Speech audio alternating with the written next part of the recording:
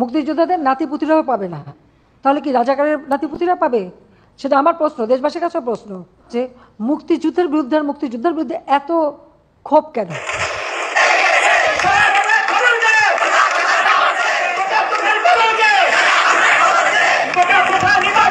শিক্ষা শান্তি প্রগতি লাঠি হেলমেট সঙ্গে অস্ত্র চাপাতিও আছে ছাত্রলীগের মূলনীতি। 1952 সালের ভাষা আন্দোলন দেখি নাই, কিন্তু 2024 সালের জুলাই মাসের আন্দোলন দেখেছি।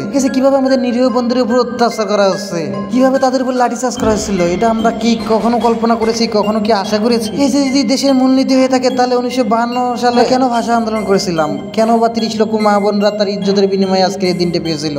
শুধু কি এই দিন দেখার জন্য? ছাত্রলীগ কোথা থেকে সৃষ্টি হলো? এরাও তো একসময় ছাত্র ছিল, তারা কিভাবে আরেকটা ছাত্রের উপরে লাঠিচার্জ করতে পারতেছে? পুলিশ নাকি জনগণের বন্ধু, সেখানে পুলিশ ছাত্রদের উপর গুলি চালাচ্ছে নির্বিধায়। আমার বোধগম্য হচ্ছে না দেশে হচ্ছেটা কি। আমরা আমাদের ন্যায্য অধিকারের জন্য আন্দোলন করতেছি, এটা কি আমাদের খুব বড় অপরাধ? যদি এটা আমাদের অপরাধ হয়, তাহলে 1971 সালে আমরা দেশ স্বাধীন করলাম কেন? তাহলে স্বাধীন দেশে কেন আজ এরকম দেখতে হচ্ছে? 1952 সালে ভাষা আন্দোলনের জন্য সালাম রফিক বরকত তারা রক্ত দিয়েছে। তারা সেই সময় যদি এটা না করতো, তাহলে আমরা হয়তো বাংলা ভাষাটাকে ফিরে পেতাম না। একটা কথা বলে গেলে চলবে না, তারাও কিন্তু একসময় শিক্ষার্থী ছিল। এখনকার যে আন্দোলনটা কোটা আন্দোলন, এটা তো কোটা একবারে বাদ দিতে বলতেছে না, কোটাটা সংস্কার করতে বলতেছে। এখানে সমস্যাটা কোথায়? না আমরা রক্ত ঝরাবো, আমরা তো এমন কথা ছিল না। আমাদের দেশ তো স্বাধীন দেশ, আমাদের স্বাধীন দেশে কেন মারামারি হবে? আমার এই জাতির কাছে প্রশ্ন রইল।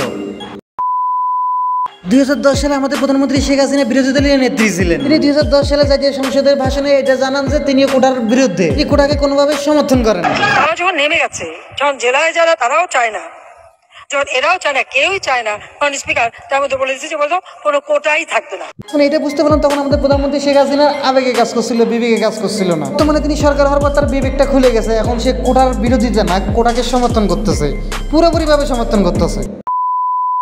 তিনি বেশি কিছু বলবো না, আমি এখন কথা বলবো কিছু অভদ্র অসংগঠিত কিছু লোক, তারা কিনা আমাদের সমাজে মানবতার ফেরিওয়ালা নামে পরিচিত।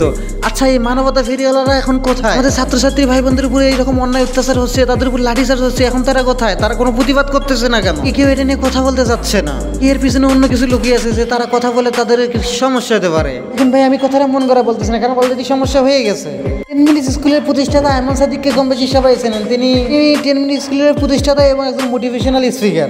আমরা দেখছি গত 2 দিন ধরে তিনি এটা নিয়ে একটু প্রতিবাদ করতেছিলেন তার ফেসবুক পেজ থেকে। তিনি তার ফেসবুক পোস্টের মাধ্যমে তার অবস্থান ক্লিয়ার করে, কারণ তিনি কোটা সংস্কার চান। ইভেন তিনি আরো একটা পোস্ট করেন যে আমাদের শিক্ষার্থীর গায়ে আমি আর রক্ত দেখতে চাই না, এটা আমরা নিষ্পত্তি চাই। সেই নিয়ে কথা বলার পর তিনি তার পুরস্কার হাতে নাতে পেয়ে যান। 10 মিনিট স্কুলের 5 কোটি টাকার বিনিয়োগ প্রস্তাব বাংলাদেশ লিমিটেডের পক্ষ থেকে বাতিল করা হয়। সরকার কাকে টাকা দিল না দিল এটা তাদের ব্যক্তিগত ব্যাপার, এই বিষয়ে আমি নাক গালাতে চাই না। আমি শুধু এটা উদাহরণ ধরলাম, কারণ হয়তো বা এগুলো দেখার পরে আমাদের মানবতার ফেরিওয়ালারা চুপসে গেছে। কারণ মানবতার ফেরিওয়ালা তাদের ফাঁক বড় হয়ে গেছে, যে কারণে তারা কিছু দেখতেছে না। তারা ছোট ছোট ফাঁক ফোকর খুঁজে পারে, বড় বড় ফাঁক ফোকর তারা দেখে না। এখানে আমি সরকার দলীয় কাউকে আঘাত করিনি, কাউকে ছোট করে কথা বলিনি, আমি যেটা সত্য সেটা বলছি। ভাই এই বিষয় নিয়ে আমার কোনো কথা বলার ইচ্ছা ছিল না, কিন্তু অসঙ্গতি কিছু হচ্ছিল, যে কারণে আমি সত্য কথাগুলো বললাম। সবাই ভালো থাকবেন, সুস্থ থাকবেন, দেখা হবে নতুন কোনো ভিডিওতে নতুন কোনো টপিক নিয়ে। আল্লাহ হাফেজ।